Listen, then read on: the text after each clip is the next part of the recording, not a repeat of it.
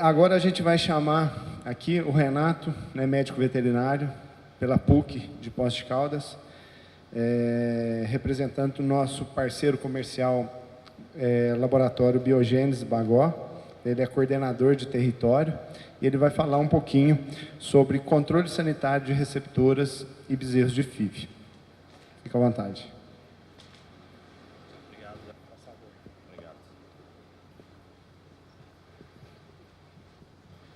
Bom, boa tarde, pessoal. Acho que minha palestra termina o ciclo de palestras aqui do dia de campo. Vou tentar ser breve e objetivo. Primeiramente, eu queria agradecer em nome da Biogênese ao Eduardo, toda a equipe da Mineirembro, pelos quase 13 anos, né, Eduardo, de trabalho. Eduardo foi um dos primeiros clientes nossos aqui na região Sudeste, um dos primeiros do Brasil até.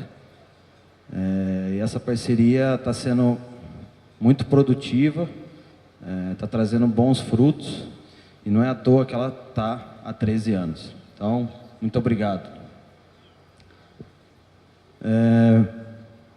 A gente vai falar um pouco sobre controle sanitário de receptoras e bezerros, alguns protocolos que são feitos aqui, tá? E alguns conceitos e trabalhos que a Biogênese realizou relacionado a esse tema, para a gente mostrar para vocês. Então, isso é uma ilustração, né? Que a receptora é uma caixa de joias. Ela guarda uma joia, né, durante um tempo. Então a gente tem que tratar bem essa caixa para essa joia expressar o máximo potencial dela, né, para o bezerro ser um bezerro saudável, e essa receptora ter o máximo de produtividade possível, né? Então, os objetivos de uma boa receptora, né? Para que a gente tem? Quais são as características dessa receptora? Então, ela tem que emprenhar, né? Ela tem que manter essa prenhez, certo? Ela tem que ter boas condições de parto, e ela tem que ter uma boa habilidade materna. Então, esses são requisitos básicos para uma boa receptora, até para uma vaca, por que não? Para ela ser considerada um bom animal num plantel. Só que tem muitos problemas que podem atrapalhar, né, e a gente não conseguir realizar bem esses objetivos das receptoras. Então tem muitos problemas, muitas doenças que podem atrapalhar a gente nessa hora, pode atrapalhar o animal de expressar, né, essas condições. Então isso aqui foi uns dados coletados pela Biogênese, junto com alguns laboratórios aqui do Brasil, dados das principais doenças reprodutivas que acometem o rebanho. Então são dados de 2001 a 2014, são quase 15 anos de dados coletados. Então são 55 mil amostras, tá? Então não sei se está um pouco complicado de ver, mas é IBR, BVD e leptospirose. Número de amostras, número de animais positivos, porcentagem de animais positivos e porcentagem de rebanho positivo. Então, para vocês terem ideia, a porcentagem de rebanhos positivos para o IBR no Brasil todo foi de 84%, sendo que 27% dos animais estavam positivos. Se a gente pegar leptospirose, são 56% dos animais positivos no Brasil, dos rebanhos positivos, desculpa, sendo que 26% dos animais estavam positivos, né, a sorologia.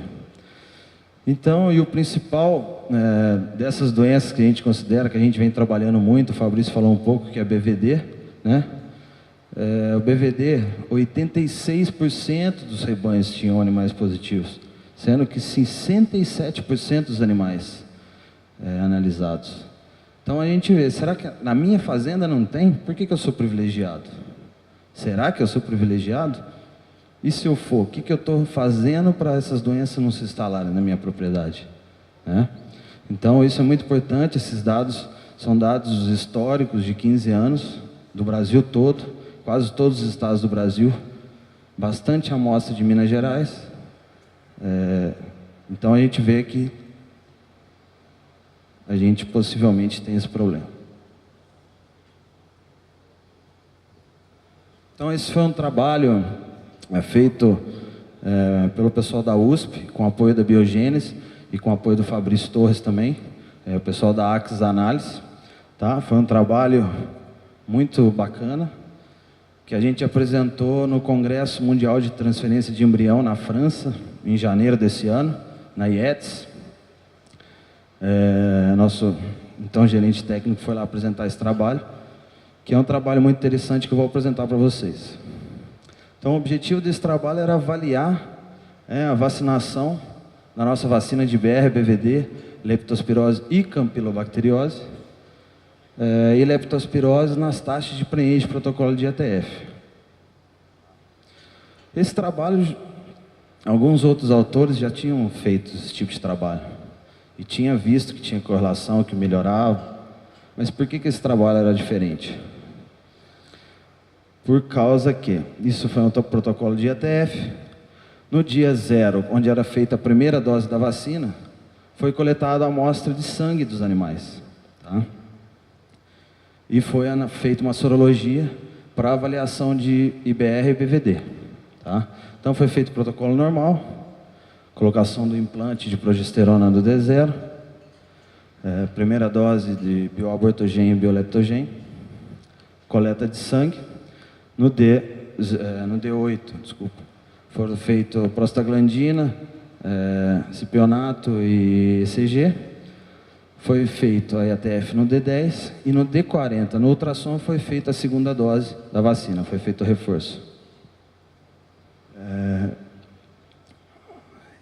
A gente fez esse trabalho com as vacinas no D0, mas já tem relato mostrando que se fugir do D0, melhora ainda mais a concepção. Se a gente fizer no D40 e D10, fazer pré, ou faz D20, depois no D10, D-40, né? Isso. Então, melhora ainda mais a concepção. Mas esses dados que eu vou mostrar para vocês encorajam bastante. Então, isso foi um gráfico um quadro de prevalência e porcentagem de bloqueio. Porcentagem de bloqueio nos mostra o desafio que a fazenda está enfrentando pela doença. Então, de modo geral, a porcentagem de bloqueio médio foi de 61%, numa escala de 0 a 100, né?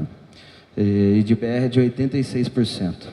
Tá? A porcentagem dos animais avaliados em sorologia foram 3,9%. Então, isso foi os resultados que a gente analisou no N de 584 vacinados e 588 não vacinados.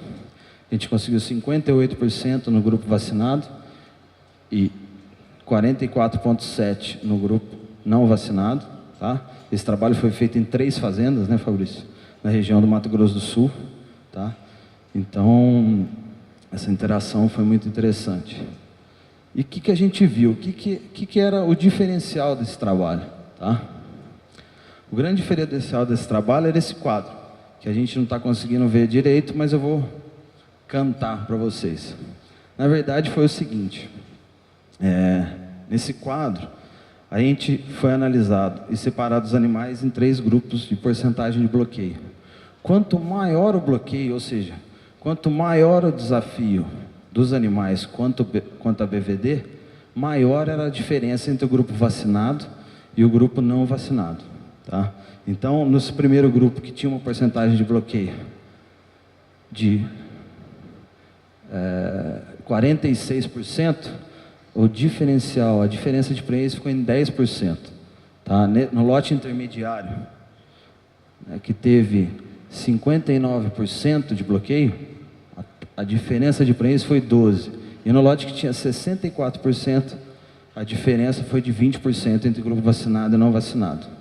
Então, esses dados, essas diferenças encontradas, que foi o grande diferencial desse trabalho, que nos fez apresentar esse trabalho no Congresso Mundial, tá, de transferência de embrião. Então, isso a gente viu na BVD. Só que essa correlação não existiu para a IBR. A IBR, a porcentagem de bloqueio, a porcentagem de titulação, não interferiu no resultado.